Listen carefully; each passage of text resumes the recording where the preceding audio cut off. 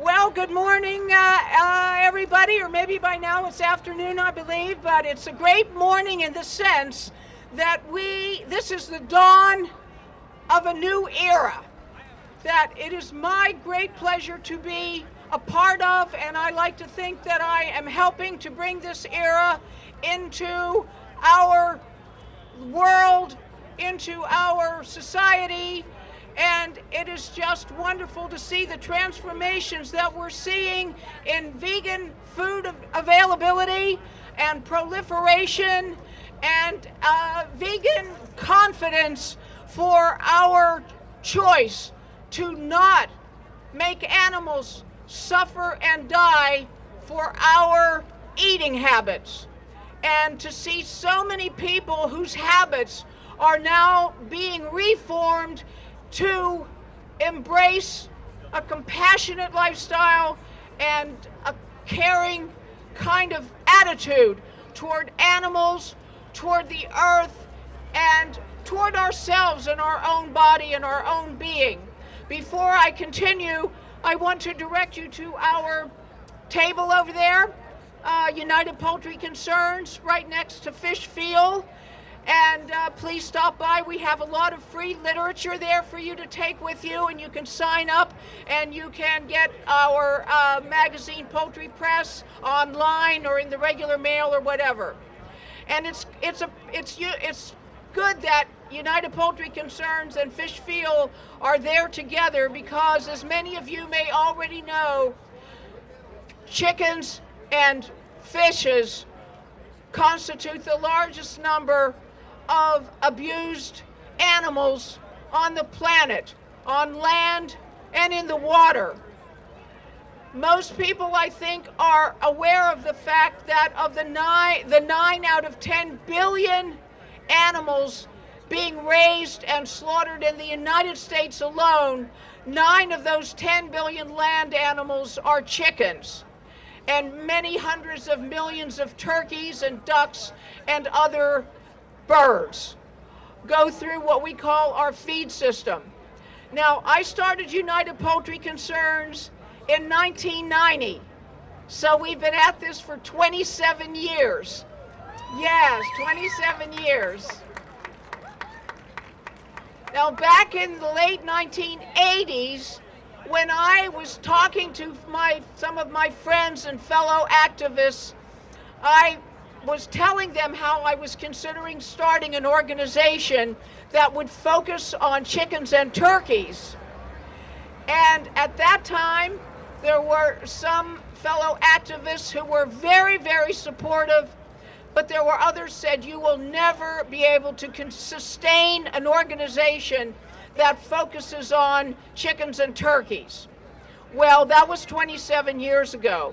My attitude back then, and continues to be this: as activists, as people who care about animals and about having a relationship with them that isn't based on violence and cruelty and abuse, our job as advocates is to get people to care, to learn how to get people to care about and to understand chickens and turkeys, and to not want to make them suffer the horrible, horrible lives that they're forced to suffer in order to be considered food. Now, in 1998, I moved our whole organization to a very rural part of Virginia. We are located in one of the largest chicken-producing parts of the country, known as the Delmarva Peninsula.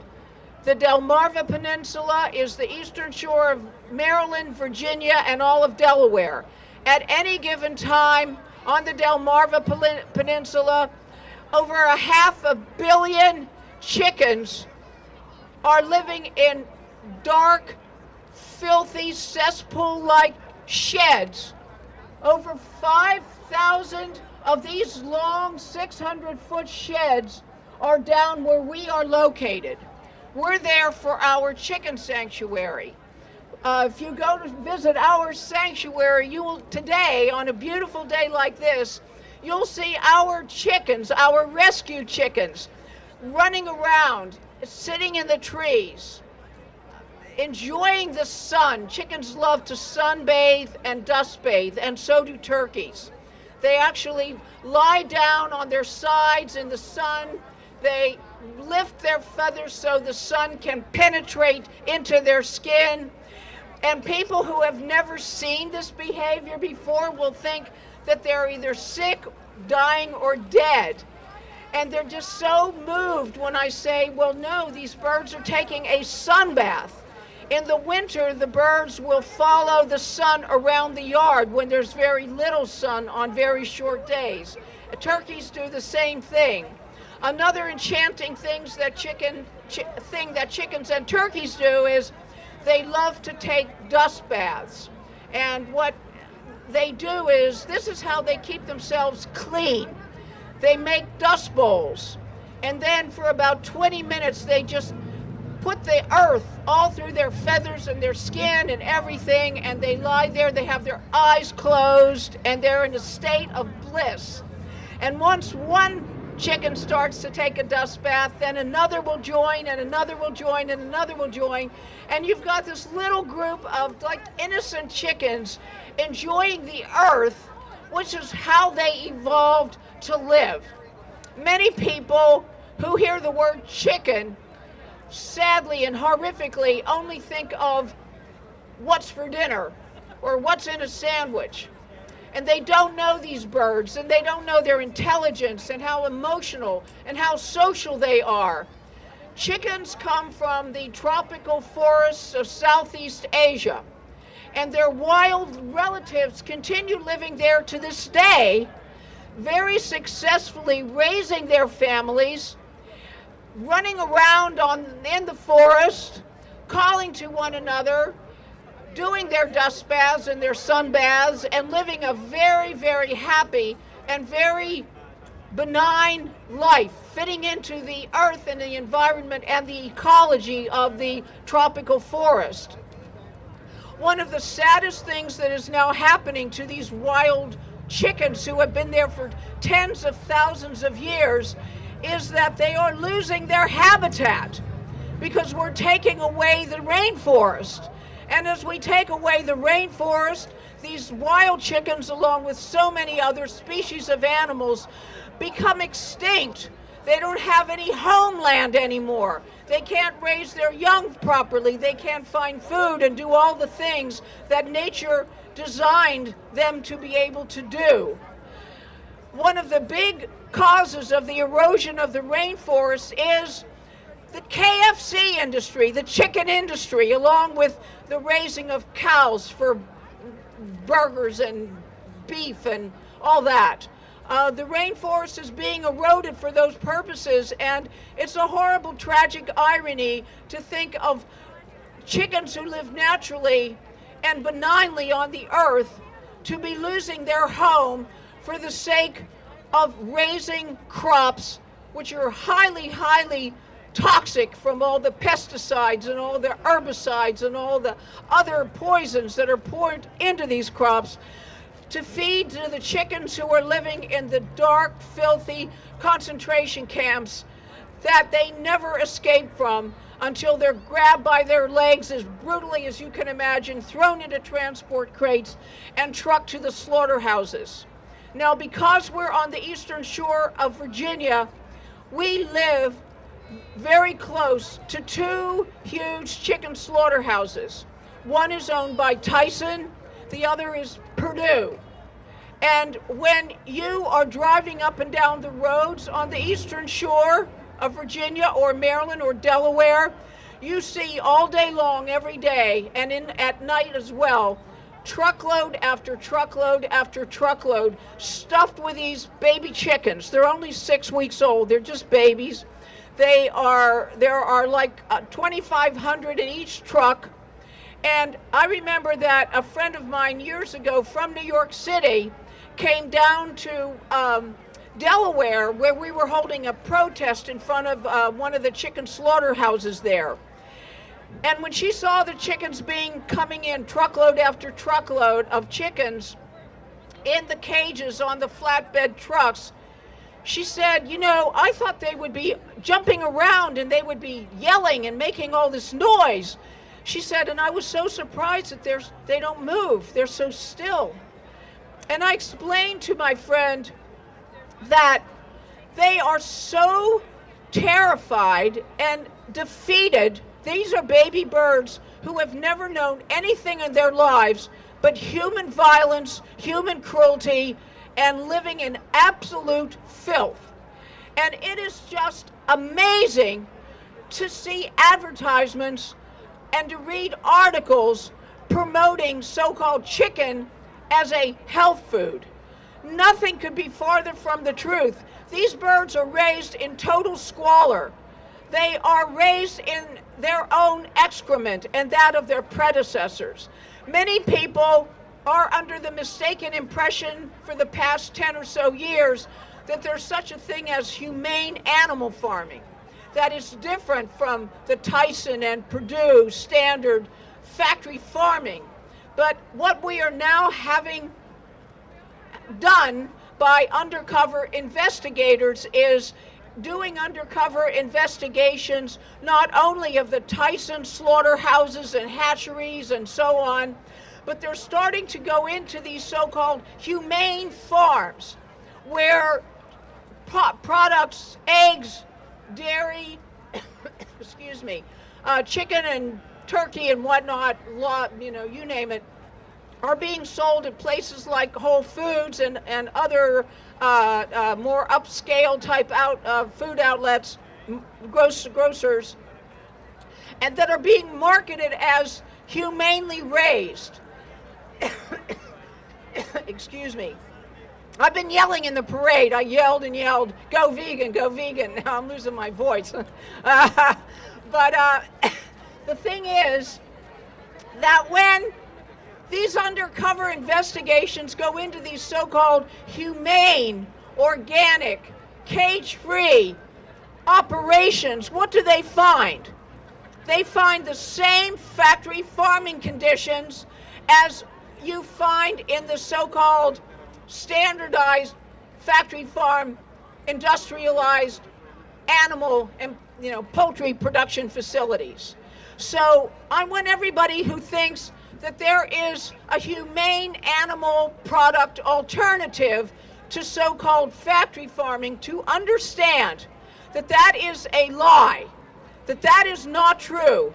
Do not be fooled by so-called humanely certified this, that, or the other. Believe me, these chickens and hens, for example, who are raised for the egg industry, whether they're called cage-free, free-range, organic, or whatever, or battery-caged, they have their, thank you, they have their beaks burned off at the hatcheries. They are living with 1 square foot of living space, and I have been in these so-called cage-free operations where the hens are not in little wire battery cages stacked to the ceiling and as far as the eye can reach, but they're completely imprisoned, and they have no space between one chicken and another. And they're often also on these platforms. And one of the reasons that many of these so-called cage-free hens break their bones and dislocate their bones is that when they try to jump off the platforms, they can't find a place to jump because it's just a sea of hens below them. So they'll try to make a leap, and then they'll break their bones, and then they'll dislocate their wings and their legs and so on. All of the animals who are raised for whatever food product, if they live through that phase of their life, they are going to be rounded up brutally, thrown into transport crates, and they're going to go to slaughter plants. They're going to be filled with terror. They're going to be filled with fear. In the catching process, they're going to have more broken bones. They often have broken necks. They've known nothing but suffering. A day like this with blue sky, they never get to set their feet on the earth. They never experience the joy of being alive in this world. Never. when they get to the slaughter plants, and I'll stick right now to the birds, the chickens, the turkeys, the ducks, they are subjected to agonizing, paralytic, electric shocks. They are actually hung upside down very quickly, very brutally, hung upside down. They go through on an assembly line. They are dragged through cold, salted, electrified water, which is designed only to paralyze their muscles so that their feathers will come out more easily after they're dead. And this is before they even have their necks partially cut. So anybody who has ever shocked even just your finger with electricity, try to imagine what it feels like to have electricity going through your eyes and your ears and your heart and your whole body. These birds, every single bird that people think is a so-called health food, was tortured that way. If they were raised on a smaller, so-called smaller farm like Polyface or something like that in Virginia, then what they do is they throw them into what they call killing cones. Well, this is a form of torture also, because now the birds are so immobilized that when they have their throats cut, they can't even move. And these farmers actually have the nerve to say that this is humane, but it isn't inhumane, and it isn't intended to be humane. It is only intended to keep the birds still while they cut their throats, and the birds can't even flail around as they would naturally do. Now, I contrast all of this horror, which is done for nothing, since nobody needs to eat a chicken or a turkey or a duck. Nobody needs to eat an egg. And nowadays, we have so many foods to choose from with more all the time. I contrast all of this needless misery and horror and hell and human violence with our birds in our sanctuary, and how on a day like this they are enjoying themselves, and how when these birds are rescued from these terrible operations, if they live long enough to recover, as soon as they're in an environment that they recognize as being for them as chickens, their natural behavior emerges. They know how to take a sun bath and a dust bath. They know how to run around on their legs, which are designed to run. All of these birds who are being raised for meat or eggs, they can't even walk. The hens can't walk because they don't have any room to move, or else they're in their battery cages, so they can't even stand up straight. If they're being raised for the meat industry, they have been bred and overbred and inbred and crossbred to the point where these chickens and turkeys, they cannot even stand up on their own legs because their bodies have been bred to be so heavy and their bones are so weak. So these birds who evolved in the natural world to be running around and walking all the time, they are crippled. And when people are eating what they call a drumstick, you are eating the leg of a bird who lived in pain, in skeletal pain, in muscular pain, and in absolute terror. I mean, when we hear about all the talk about being scared of ISIS, being scared of terrorists, let us understand that animal farming is ISIS for all these animals. We are ISIS for all these animals.